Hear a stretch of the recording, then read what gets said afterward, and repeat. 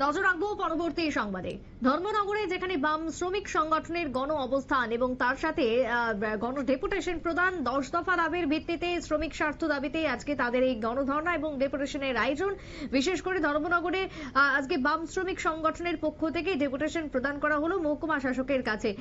কি বক্তব্য উঠে আসছে? ইতিমধ্যে ডিস্ট্রিক্ট ম্যাজিস্ট্রেটের আজকে ঘরে গিয়ে ডেপুটেশন প্রদান করা হলো। কি বক্তব্য উঠে আসছে বাম নেতার, শুনুন। গণ অবস্থানের কর্মসূচি গ্রহণ করে অত্যন্ত সফলভাবে কয়েকশত শ্রমজীবী অংশের মানুষ, কৃষক, ক্ষেত মজুররা এই কর্মসূচিতে অংশগ্রহণ করেন।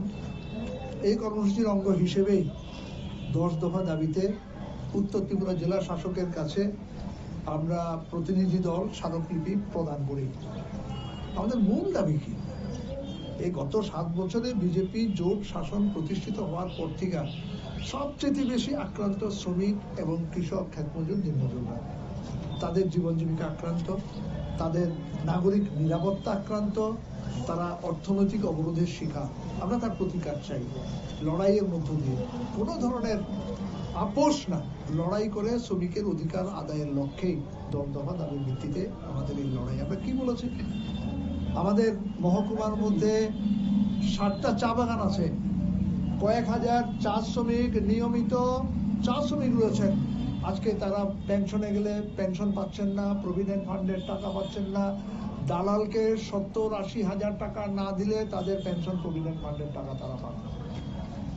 ন্যূনতম যে সমস্ত সুযোগ সুবিধা পাওয়ার কথা বাগান থেকে, যেমন চিকিৎসা পরিষেবা, গৃহ নির্মাণ প্রকল্প, অন্যান্য পোশাক থেকে শুরু করে এই চা বাগানে কাজ করার জন্য যে যে জিনিসগুলির সামগ্রী দরকার, সব কিছু থেকে বঞ্চিত।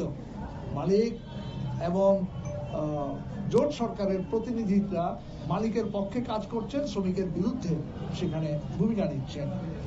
তাদের অনিয়মিত চা শ্রমিক যারা আছে তারা নিয়মিত হচ্ছেন না। গত 7 বছরে একজনও নিয়মিত হন। তাদের বেতন ভাতা বৃদ্ধি হয়নি গত 7 বছরে চা শ্রমিকদের।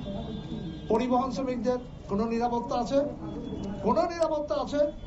শুধুমাত্র নিজেদের দাবি দাওয়া নিয়ে সরকারের বিরুদ্ধে তারা লড়াইয়ে থাকলে তাদের তোলাবাজির শিকার হচ্ছেন, তারা অর্থনৈতিক অবরোধের শিকার হচ্ছেন, তারা গাড়ি চালাতে পারেন না, রাস্তায় নামতে পারেন না।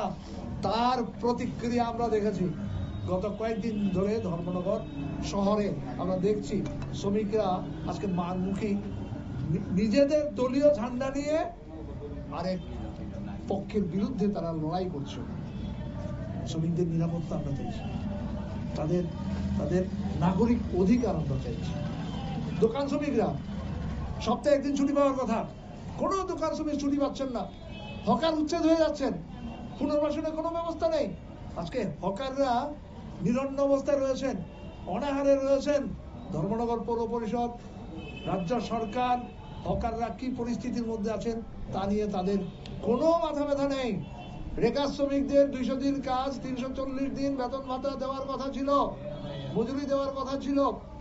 প্রতি শ্রম দিবসে 340 টাকা দেওয়া তো দূরের কথা, 200 দিন কাজ তো দূরের কথা, 20 থেকে 30 দিনের বেশি কাজ পাচ্ছেন না।